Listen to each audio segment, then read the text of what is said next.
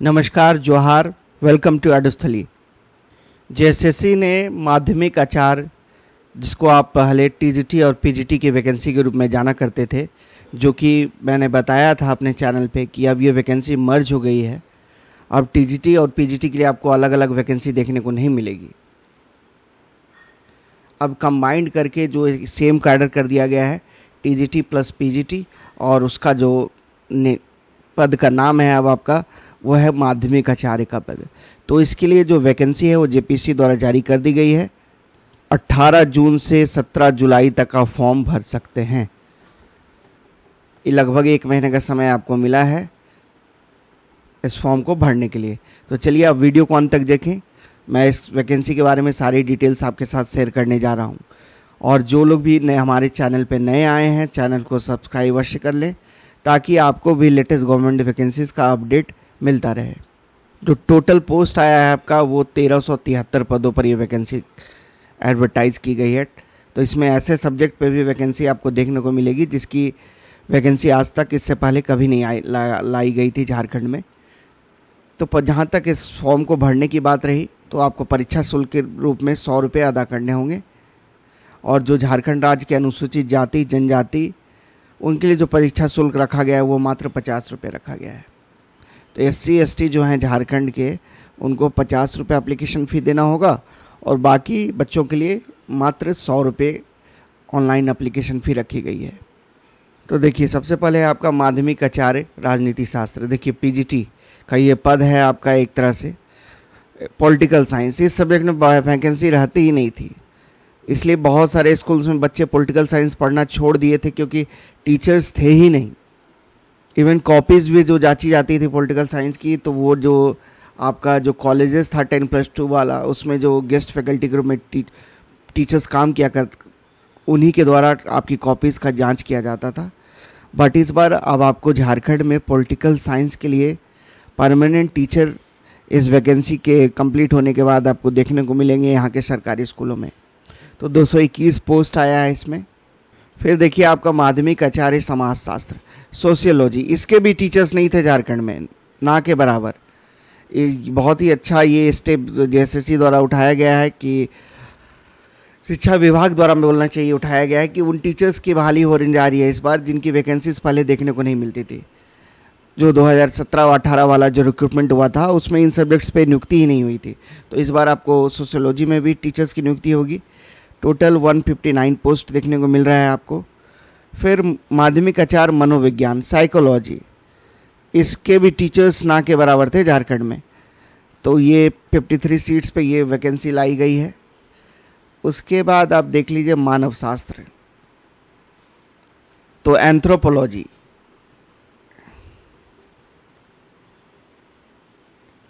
ये भी एक तरह से नया है। इस बार इस सब्जेक्ट पे आपको वैकेंसी देखने को मिल रही है। उसके बाद आपका दर्शन शास्त्र फिलॉसफी। तो अब मैं बता रहा हूँ कि इन सब्जेक्ट्स के स्टूडेंट्स बहुत ही कम मिलते थे झारखंड में। जब इन टीचर्स की नियुक्ति हो जाएगी झारखंड में तब इन सब्जेक्ट्स में भी बच्चे फॉर्म भरेंगे। आपको इंटरव्यू के दौरान आपको बहुत सारे बच्चे एग्ज़ाम्स में बैठा करेंगे, जो कि बहुत ही अच्छा स्टेप है। फिर होम साइंस, गृह विज्ञान, ये महिलाओं के लिए फेवरेट सब्जेक्ट है और इसमें भी आपको 96 पद एडवर्टाइज किए गए हैं। फिर आपका भूगर्भ शास्त्र जियोलॉजी, ये भी एक तरह से ऐसा सब्जेक्ट जो कि लीग से हटकर है। इसकी वैकेंसीज पिछले वाली जो एडवर्टाइजमेंट्स थी उसमें देखने को नहीं मिली थी। 32 सीट्स पे ये बहाली आपकी लाई गई है। फिर माध्यमिक आचार्य artificial intelligence and coding, AI and coding, ये भी एक तरह से नया इस बार लाया गया है जैसे शिक्षा विभाग द्वारा, क्योंकि अब कंप्यूटर्स का इम्पोर्टेंस, आर्टिफिशियल इंटेलिजेंस का दौर है, तो इन सब्जेक्ट्स पे टीचर्स की नियुक्ति करनी बहुत ही आवश्यक थी। बट कुछ कंट्रोवर्सीज भी हो रही है जिसको नो डाउट सुधारना पड़ेगा। बीएड मांग लिया गया है क्योंकि इन सब्जेक्ट्स में बीएड होता ही नहीं है, तो फिर बच्चे बीएड करेंगे कैसे। देखिए इसमें कुछ सुधार होगा नो डाउट। फिर माध्यमिक आचार्य cyber security and data science, ये भी आपका नया पद है। 54 पोस्ट इसमें भी आए हैं। फिर माध्यमिक आचार्य कंप्यूटर साइंस, इसमें 131 पद लाया गया है। कंप्यूटर साइंस के टीचर्स की बहुत ही ज़्यादा कमी थी झारखंड के स्कूल्स में। जब परमानेंट बहाल होंगे ये टीचर्स तो बच्चों का जो कंप्यूटर फंडामेंटल नॉलेज है वो नो डाउट इम्प्रूव होगा झारखंड में। फिर आपका अप्लाइड इंग्लिश सब्जेक्ट में 54 सीट्स। फिर आपका लैंग्वेज पेपर आप देख लीजिए, उर्दू हो गया जिसमें 92 सीट्स आई हैं। रीजनल लैंग्वेज में संथाली में 83 सीट्स। फिर बांग्ला 25, माध्यमिक आचार्य मुंडारी 16, माध्यमिक आचार्य हो 26, माध्यमिक आचार्य कुरुक 24 और माध्यमिक आचार्य कुरमाली इसमें आपका 10 सीट आया है। नागपुरी, पंचपरगनिया, खोटा, उड़िया, विशेष शिक्षा इसमें 150 पद आया है। तो विशेष शिक्षा उन टीचर्स के लिए उन बच्चों को पढ़ाते हैं जिनको किसी डिसेबिलिटीज़ होती है, तो उनके लिए जो स्पेशल टीचर्स रिक्रूट किए जाते हैं तो उनका नाम विशेष शिक्षा आचार्य रहता है। तो उनके लिए 150 पद आपकी एडवर्टाइज की गई है। तो देखिए इसमें जो वेतनमान रहने जा रहा है वो आपका लेवल 6 का रहेगा। 35,400 से 1,12,400 रुपये तक आपकी सैलरी रहने जा रही है। बेसिक सैलरी आपकी 35,400 रुपये रहेगी। इसके अलावा आपको DA, HRA, मेडिकल, अगर शहर के स्कूलों में होगा आपकी पोस्टिंग तो ट्रांसपोर्ट अलाउंस, ये सारी चीज़ें आपको मिलेगी। तो लगभग 60,000 के करीब आपकी ग्रॉस सैलरी बनेगी। पहले जो था ना, पहले आपका TGT का जो पे लेवल था वो लेवल 7 था और PGT का लेवल 8 का सैलरी थी, तो बहुत ही अच्छी सैलरी थी। लेकिन इसको अब घटा दिया गया है। अब ना ही लेवल 7 की सैलरी मिलने जा रही है आपको, ना ही लेवल 8 की। अब घट के ये हो गई है लेवल 6 की सैलरी। लेकिन फिर भी अच्छी सैलरी अभी भी मानी जाएगी, नो डाउट। बट टीचर्स का मेरा मानना है कि सबसे हाई सैलरी देनी चाहिए और समाज में सबसे ज़्यादा रिस्पेक्ट टीचिंग जॉब का ही होना चाहिए अगर हम शिक्षा व्यवस्था में अच्छा सुधार चाहते हैं तो। क्योंकि जब तक टीचर्स मोटिवेटेड नहीं रहेंगे और एश्योर्ड नहीं रहेंगे अपने हायर के सैलरीज के रिगार्डिंग, तब तक इस देश का विकास नहीं हो सकता है। इवन मैं इसलिए भी बात कर रहा हूँ कि इन्हें जो आपको दी जाती है MSCP वो 12 साल के आधार पे दी जाती है और बाकी जो जॉब है उनमें मात्र 10 साल में आपको MSCP दे दिया जाता है। लेकिन चलिए ये सारी चीज़ें उतना मैटर नहीं करती है। परमानेंट वैकेंसीज़ है झारखंड के, अगर आप हैं या फिर अदर स्टेट के भी बच्चे हैं तो एक परमानेंट बहाली है और कहीं ना कहीं समाज सेवा करने का आपको एक मौका मिलेगा, बच्चों को, गरीब बच्चों को पढ़ाने का मौका मिलेगा। तो उस नाते आप इस जॉब को करें। बाकी आपकी अच्छी खासी सैलरी है, ऐसा नहीं है कि कोई 30,000 की सैलरी मिलने जा रही है आपको, 60,000 की तनख्वाह आपको मिलने जा रही है। फिर आगे हर वर्ष आपको इंक्रीमेंट और DA ये सारी चीज़ें मिलके अच्छी खासी सैलरी अब 10 सालों के भीतर आपको फिर 8th पे कमीशन का लाभ मिलने के बाद आपकी सैलरी अच्छी खासी बढ़ जाएगी। तो आपको हताश होने की ज़रूरत नहीं है। अब हम योग्यता की अगर बात कर लें तो एलिजिबिलिटी जो आपसे मांगी गई है ना, वो मास्टर डिग्री मांगा गया है कंसर्न सब्जेक्ट में। और एक चीज़ और ध्यान दीजिए, जिस सब्जेक्ट में आप टीचर बनना चाहते हैं, जैसे सोशियोलॉजी में, माध्यमिक आचार्य सोशियोलॉजी में, तो ग्रेजुएशन में भी आपको ये सब्जेक्ट पढ़ा होना अनिवार्य है। तो मास्टर डिग्री होनी चाहिए आपको कंसर्न सब्जेक्ट में। अगर आप जनरल हैं, OBC हैं तो 50% मार्क्स के साथ, SC ST हैं तो 5% का रिलैक्सेशन मिला है। 45% मार्क्स के साथ भी अगर आपने PG क्वालिफाई किया है तो आप फॉर्म भर सकते हैं। उसके साथ साथ आपको BEd की डिग्री होनी चाहिए, तभी आप इस फॉर्म को भर पाएंगे। चाहे वो सोशियोलॉजी के टीचर की बात हो, फिलॉसफी, मनोविज्ञान, मानव शास्त्र, दर्शन शास्त्र, गृह विज्ञान या भूगर्भ शास्त्र, या फिर आपका अप्लाइड इंग्लिश के टीचर्स की बात हो। तो जिस भी सब्जेक्ट में आप अपॉइंट होना चाहते हैं उसमें आपको न्यूनतम 50% अंकों के साथ BEd MA की डिग्री होनी चाहिए, मास्टर डिग्री, और साथ साथ आपको BEd का डिग्री किया रहना होना चाहिए, तभी आप फॉर्म भर पाइएगा। फिर जो रीजनल लैंग्वेज वाला पेपर है, चाहे उर्दू हो, संथाली हो, बंगला, मुंडारी हो, कुड़ुक, पंचपरगनिया हो, नागपुरी हो, इन सभी में भी वही मांगा गया आपका मास्टर डिग्री, साथ साथ BEd। जनरल OBC EWS के बच्चों के लिए आपका 55% मार्क्स, 50% मार्क्स, और ST ST के लिए 45% मार्क्स पीजी में, और साथ साथ बीएड होना अनिवार्य है, बीएड की डिग्री होनी चाहिए, तभी फॉर्म भर पाइएगा। इसमें भी पे मैट्रिक सेम है, लेवल 6 की सैलरी है, इन टीचर्स को भी वही सैलरी मिलने जा रही है। फिर विशेष शिक्षा आचार्य के लिए भी वही सैलरी है। इसमें मास्टर डिग्री चाहिए और बीएड चाहिए आपका स्पेशल एजुकेशन में, तब आप स्पेशल टीचर का जो ये विशेष शिक्षा आचार्य का जो फॉर्म निकला है इसमें आप भर पाइएगा फॉर्म। अब देखिए जो ये पेपर जो आपका दिख रहा है, artificial intelligence and coding, cyber security and data science, या फिर माध्यमिक आचार्य कंप्यूटर साइंस, इसमें जो क्वालिफिकेशन मांगा गया है इसमें सबसे पहले देखिए एमएससी मांगा गया है, या फिर एमसीए की डिग्री होनी चाहिए कम से कम 50% मार्क्स के साथ, या अगर एमटेक है आपका कंप्यूटर साइंस में या फिर आईटी में तो भी चलेगा 50% मार्क्स के साथ, या फिर बीटेक की डिग्री है आपकी कंप्यूटर साइंस में मिनिमम 50% के मार्क्स के साथ। उसके साथ साथ आपका पोस्ट ग्रेजुएट डिप्लोमा है अगर कंप्यूटर एप्लीकेशन में, या फिर आपका डोएक की डिग्री है चाहे वो बी या सी लेवल डिप्लोमा हो, तो भी आप फॉर्म भर पाएंगे। उसके साथ साथ इसमें बीएड डिग्री मांग दी गई है, तो यही आपका कंट्रोवर्सी का अभी बना हुआ है कि इसमें बीएड इन सब्जेक्ट्स में होता ही नहीं है, तो फिर कहाँ से बीएड की डिग्री कैंडिडेट्स प्रस्तुत करेंगे। देखिए इस पर क्या निकल के आता है। फिर या फिर आपका 3 वर्षीय इंटीग्रेटेड बीएड एमएड, वही वाली बात हो गई, या फिर 4 वर्षीय इंटीग्रेटेड डिग्री हो, तो बीएड मांगना इसमें एक तरह से एनवीएस केवीएस अगर देखिए तो इसमें ऐसा नहीं मांगा जाता है। फिर भी देखिए सुधार होगा नो डाउट, फॉर्म में स्टूडेंट के द्वारा भी बहुत सारा अपोजिशन हो रहा है इसमें, तो ताकि इसमें एमटेक बीटेक ये वाले बच्चे फॉर्म भर सकते हैं जिनका भी कंप्यूटर साइंस में डिग्री है। बीटेक वाले भी बच्चे भर सकते हैं, बट उनको डोएक बी और सी लेवल का सर्टिफिकेट होना चाहिए, या फिर पीजीडीसीए का किया रहना होगा, post graduate diploma PGDCA degree होनी चाहिए, तब फॉर्म भर सकते हैं।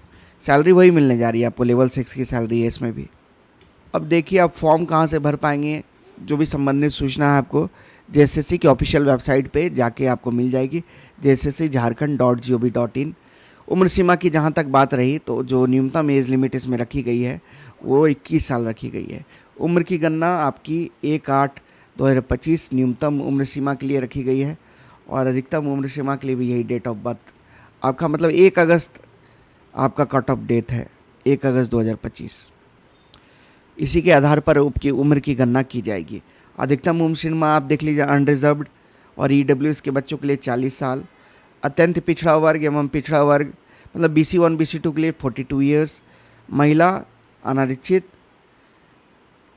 तो महिला अनुसूचित जाति और अनुसूचित जाति को छोड़ के उनके लिए जो अपर एज लिमिट रखा गया वो 43 ईयर्स रखा गया है, और SC चाहे वो मेल हो या फीमेल हो उनके लिए जो अपर एज लिमिट है 45 ईयर्स। ST के लिए भी वही रखा गया है, ST मेल फीमेल के लिए भी वही है, अपर एज लिमिट 45 ईयर्स। तो आप जान गए कि जो लास्ट डेट है आपका वो 17 जुलाई है। आवेदन में सुधार करने के लिए भी समय दिया जाएगा आपको 23 जुलाई से 25 जुलाई के बीच। अपना अभ्यर्थी नाम, जन्मतिथि, ईमेल आईडी एवं मोबाइल संख्या को छोड़कर किसी अन्य अशुद्ध प्रविष्टि में सुधार कर सकते हैं। आपको पुनः लिंक उपलब्ध करवाई जाएगी इसके लिए, लेकिन आप नाम, जन्मतिथि, ईमेल आईडी और मोबाइल नंबर में कोई चेंज नहीं कर पाएंगे। तो फॉर्म आप सावधानी पूर्वक भरेंगे। देखिए यहाँ आपका दिया गया है, रजिस्ट्रेशन करने तथा सूचना दर्ज करने हेतु दिनांक 18/6 से दिनांक 17 जुलाई तक मध्य रात्रि तक। परीक्षा शुल्क भुगतान करने के लिए अंतिम तिथि 19/7। फोटो एवं हस्ताक्षर अपलोड करने के लिए एवं आवेदन का प्रिंट आउट लेने के लिए अंतिम तिथि 21/7 की मध्य रात्रि, और 23/7 से 25/7 तक आप फॉर्म में करेक्शन कर पाएंगे अगर कोई गलती हो गई तो देखिए परीक्षा आपकी मोस्ट प्रोबेबली CBT मोड में होगी। परीक्षा आपकी एक ही चरण की होगी, मुख्य परीक्षा। नॉर्मलाइजेशन अपनाई जाएगी, मल्टीपल शिफ्ट्स में आपका एग्जाम होगा, तो जो कि ऑब्वियस है होगा ही। परीक्षा में आपके सभी प्रश्न आपके मल्टीपल चॉइस क्वेश्चंस मतलब ऑब्जेक्टिव नेचर के होंगे। मल्टीपल चॉइस क्वेश्चन का आपका पेपर होगा। प्रश्न पत्र 1 में आपका जो पेपर होगा उसका जो मार्क्स रहेगा वो एक मार्क्स का ही पेपर रहेगा, एक क्वेश्चन 1 नंबर का रहेगा। और पेपर 2 में एक क्वेश्चन का जो वेटेज है वो आपका 2 अंकों का रहेगा। नेगेटिव मार्किंग इस परीक्षा में नहीं है। तो देखिए पहला पेपर और दूसरा पेपर, टोटल आपका 2 पेपर है इस एग्ज़ाम में। दोनों पेपर के लिए आपको जो समय मिलने जा रहा है वो 3-3 घंटे का मिलेगा समय। पेपर 1 के लिए भी 3 घंटे का समय मिलेगा, पेपर 2 के लिए भी समय मिलेगा 3 घंटे का। प्रश्न पत्र 1 में जो पेपर का स्टैंडर्ड रहेगा वो आपका ग्रेजुएशन लेवल का रहेगा, और पेपर 2 आपका स्नातकोत्तर मतलब पीजी लेवल के क्वेश्चंस रहेंगे उसमें। पत्र संख्या 1 में आपका सामान्य ज्ञान का ये पेपर है, और कंप्यूटर से भी क्वेश्चंस आपके पूछे जाएंगे। फिर हिंदी और अंग्रेजी भाषा का भी आपका टेस्ट किया जाएगा। तो 200 नंबर का ये पेपर होगा पहला, जिसमें आपके हिंदी और अंग्रेजी भाषा के 100 क्वेश्चंस रहेंगे 100 मार्क्स के, और जीएस के 100 क्वेश्चंस रहेंगे, जिसमें कंप्यूटर से भी प्रश्न पूछे जाएंगे। दूसरा जो आपका पेपर रहेगा, जिस सब्जेक्ट में आपकी नियुक्ति होनी जा रही है, जैसे मान लीजिए फिलॉसफी, तो उसमें फिलॉसफी के ही सवाल देखने को मिलेंगे। सोशियोलॉजी, तो सोशियोलॉजी के ही प्रश्न रहेंगे। 300 मार्क्स का ये पेपर होगा, मतलब इसमें आपके 150 क्वेश्चन रहेंगे।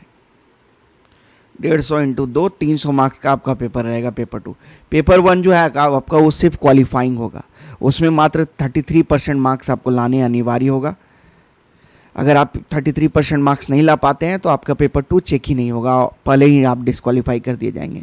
पेपर 1 जो है आपका जीएस वाला, उसमें आपका हिस्ट्री, ज्योग्राफी, पॉलिटी, इकोनॉमिक्स सभी से प्रश्न देखने को मिलेंगे। सामान्य विज्ञान, जनरल साइंस से भी क्वेश्चंस रहेगा, मैथमेटिक्स के भी क्वेश्चंस रहेंगे, रीजनिंग के भी प्रश्न रहेंगे, साथ साथ कंप्यूटर के भी क्वेश्चंस देखने को मिलेंगे। फिर झारखंड स्पेसिफिक भी क्वेश्चंस रहेगा इसमें। देख लीजिए, झारखंड का भूगोल, इतिहास, सभ्यता, संस्कृति, तो झारखंड के क्वेश्चंस रहेंगे। फिर आपका हिंदी और अंग्रेजी भाषा का इसमें कंप्रीहेंशन, ग्रामर, इन सभी से आपके प्रश्न देखने को मिलेंगे। पेपर 2 आपका जो सब्जेक्ट होगा उसी से क्वेश्चंस इसमें रहेगा, 150 क्वेश्चंस इसमें रहेगा। प्रश्न पत्र 1 आपका क्वालिफाइंग होगा, 33% मार्क्स लाने होंगे। पेपर का लेवल आपका पेपर 1 का ग्रेजुएशन स्टैंडर्ड का रहेगा, और पेपर 2 आपका पीजी स्टैंडर्ड का रहेगा। आपकी जो मेरिट लिस्ट बनने जा रही है वो पेपर 2 के मार्क्स के बेसिस पे बनेगी। इसमें भी मिनिमम क्वालिफाइंग मार्क्स आपको 50% लाना अनिवार्य है। अनुसूचित जाति जनजाति के लिए 45%। प्रश्न 1 और पेपर 1 और पेपर 2 दोनों आपका वस्तुनिष्ठ multiple choice questions objective nature का आपका एग्जाम होगा। तो मिनिमम क्वालिफाइंग मार्क्स आप देख लीजिए, यहाँ बता दिया गया है। अनारक्षित के लिए 50% और SC ST के लिए 45%। एग्ज़ाम के बाद आपकी मेरिट लिस्ट बनेगी, उसके बाद आपका डॉक्यूमेंट वेरिफिकेशन होगा, और फाइनली आपका जब DB में आप पास हो जाते हैं तो आपका फिर कंसिडर किया जाएगा आपको अपॉइंटमेंट के लिए। फिर आपको संबंधित स्कूल अलॉट किया जाएगा, और ज्वाइनिंग के समय आपको अपना medical certificate, no dowry certificate, ये सारी चीज़ें जमा करनी होती है, जो आप जब सिलेक्शन हो जाएगा तो खुद ब खुद आप इन चीज़ों को समझ जाएंगे। मेडिकल सर्टिफिकेट आपको सिविल सर्जन स्तर से करवा के देना होता है, वो हो जाता है, आप जाइएगा वहाँ पे हो जाएगा। देखिए, सिलेबस आपका परिशिष्ट 13 में दिया गया है सभी विषयों का। आप जो भी विषय है आपका यहाँ ध्यान से आप देख लीजिए। देखिए, पॉलिटिकल साइंस का syllabus, political theory, political thought, Indian political system, international politics, research methodology, इसी तरह अलग अलग आप पेपर्स का आपको सिलेबस मिल जाएगा। पॉलिटिकल सोशोलॉजी, पब्लिक एडमिनिस्ट्रेशन, तो यहाँ से आप सिलेबस डाउनलोड कर लीजिएगा। आपका ब्रोचर जो है मैं टेलीग्राम चैनल पे भी उसे शेयर करने जा रहा हूँ, आप वहाँ से भी आप अपने सिलेबस को देख लें, उसका स्क्रीनशॉट ले लें और अभी से तैयारी में जुट जाएं। बहुत ही अच्छी वैकेंसी है, परमानेंट जॉब है। ऐसी बहुत सारे सब्जेक्ट्स में वैकेंसीज आई हैं जो पहले आपको ये वैकेंसीज देखने को नहीं मिलती थी। तो जिन बच्चे इस वैकेंसीज का इंतज़ार जो लोग बहुत दिनों से कर रहे थे, सुनहरा अवसर है, आप पढ़ें और इस वैकेंसी को ग्रैब करें। बाकी अगर कोई हेल्प चाहिए आपको तो कमेंट सेक्शन में आप लिख सकते हैं, मैं आपको 100% आपको जहाँ तक बन पड़ेगा उसको सॉल्व करने का प्रयास करूँगा। टीचिंग रिलेटेड जॉब्स के बारे में आप एश्योर रहें, मैं आपका सारे डाउट्स को सॉल्व कर सकता हूँ। और भी सिविल सर्विसेज और इन जॉब्स की भी जानकारी है मुझे, तो आप अपने डाउट्स को कमेंट सेक्शन में पूछें, मैं आपका सॉल्व करने की उनको कोशिश करूँगा। बाकी जो लोग भी हमारे चैनल पे नए आए हैं, चैनल को सब्सक्राइब अवश्य कर लें। वीडियो को देखने के लिए आप सबों को धन्यवाद। जोहार, जय हिंद।